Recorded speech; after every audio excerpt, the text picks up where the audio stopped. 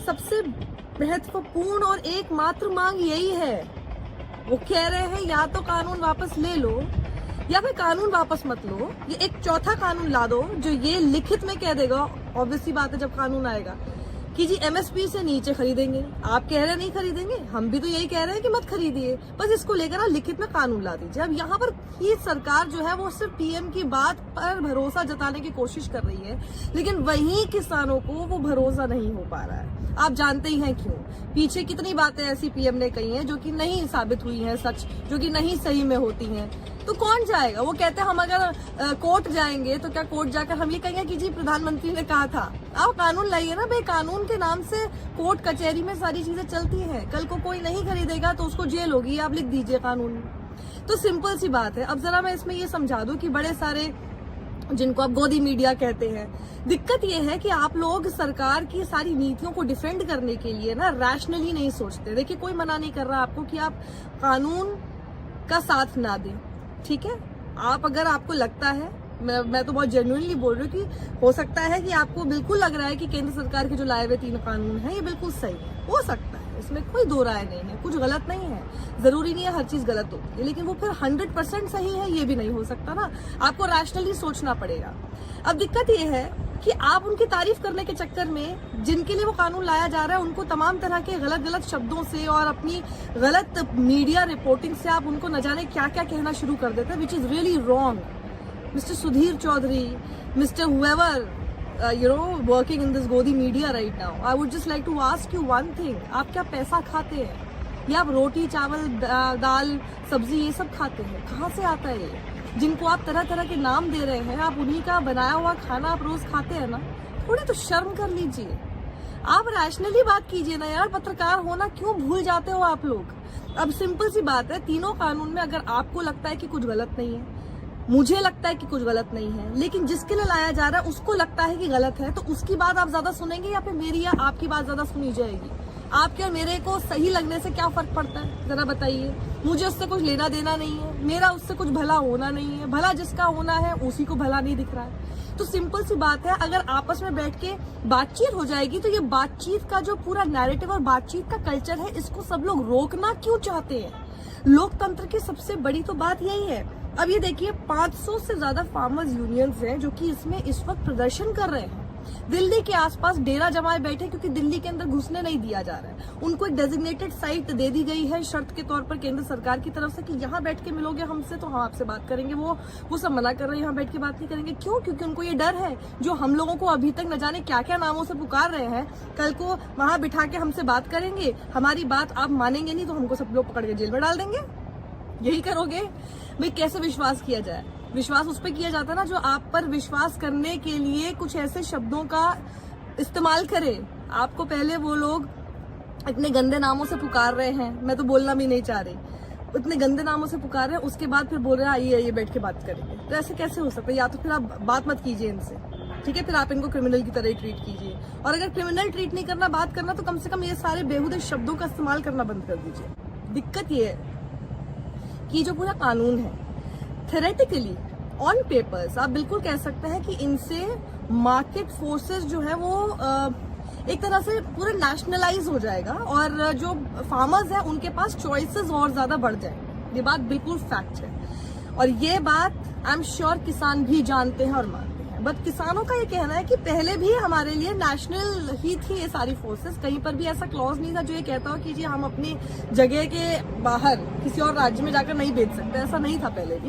लेकिन ठीक है, आपने से थ्योरेटिकली लिख दिया, दैट्स ओके। लेकिन हमारा जो पूरा फूड सिक्योरिटी का ढांचा है ना, वो पूरा का पूरा एमएसपी पर बेस्ड है। किसान को सबसे ज्यादा बस इसी बात का डर है कि ये कानून अगर आ गए, प्राइवेट प्लेयर्स एक्टिव हो जाएंगे और एमएसपी और जो गवर्नमेंट प्रोक्योर करती ही थी इनसे सामान, वो होना बंद हो जाएगा। और अगर वो होना बंद हो गया तो प्राइवेट प्लेयर्स के पास जाने का जो इनका रास्ता है वो और खराब हो जाएगा और वो शायद ना पहुंच पाए उन प्राइवेट प्लेयर्स तक जिनको और ज्यादा वेटेज इन कानूनों के बाद मिलेगी। तो किसानों का डर यही है कि ये जितने प्राइवेट वाले जितने प्लेयर्स होंगे, जो जिनको आप अडानी अंबानी कह सकते हैं, बड़े कौन मतलब कोई भी हो सकता है, उन कुछ लोगों के हाथ में ये पावर आ जाएगी।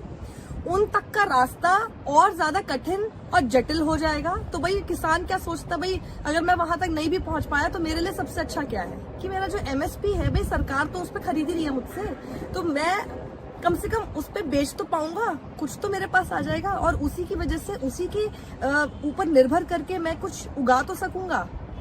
लेकिन अगर वो मंडी सिस्टम, वो जो एमएसपी सिस्टम है वो ही खत्म हो जाएगा तो फिर वो वहां तक भी कैसे पहुंच पाएगा? यहां से भी गया, वहां से भी गया। अब यहाँ कैच ये है, सरकार कह रही है कि आपको ये किसने कह दिया कि मंडी सिस्टम खत्म कर देंगे, या आपको ये किसने कह दिया कि एमएसपी खत्म हो जाएगा। अब यही बात है कि जब किसी ने नहीं कहा तो किसानों को ऐसा क्यों लगता है, यानी कहीं तो कम्युनिकेशन गैप है। वो कम्युनिकेशन गैप कैसे ठीक हो सकता है? Obviously through communication. ऐसे तो नहीं हो सकता ना कि मीडिया के अंदर आप उनको तरह तरह के नामों से पुकारना शुरू कर दे, उनके पूरे कॉज को आप खत्म कर दे, कहना शुरू कर दे कि तो किसान ही नहीं है, इस तरह की बातें शुरू कर दे कि देखिए कैसे कैसे पैसा ले लेके शायद 500-500 रुपए पैसा लेकर ये लोग आए हैं। तो ये सब कह देंगे तो फिर कैसे चलेगा? आप ये मत कीजिए ना। आपको लगता है अगर केंद्र सरकार इतनी ज्यादा कॉन्फिडेंट है इस बात को लेकर, and I am trying to be on your side, right, on your side in the sense government side also, I am just saying कि हाँ, हम मान के चल रहे हैं कि आप बहुत अच्छी नीयत के साथ कुछ कानून लेकर आए हैं, पर अगर उसकी इतनी अच्छी नीयत है तो उसको उन किसानों को समझाने में दिक्कत क्यों आ रही है? आपको नहीं आनी चाहिए ना। वो जो किसान है, उन किसानों को लगता है कि भैया मार्केट फोर्सेस जो है ये इसमें अब हम धीरे धीरे और ज्यादा खत्म हो जाएंगे, तो उनका ये डर बिल्कुल वाजिब है। तो उनका ये डर दूर करना किसका काम है? अब आप ये तो कह नहीं सकते कि जी प्रधानमंत्री ने कहा है तो देखिए सब सही हो जाएगा। पहले भी प्रधानमंत्री ने बहुत कुछ कहा है और वो नहीं होता है।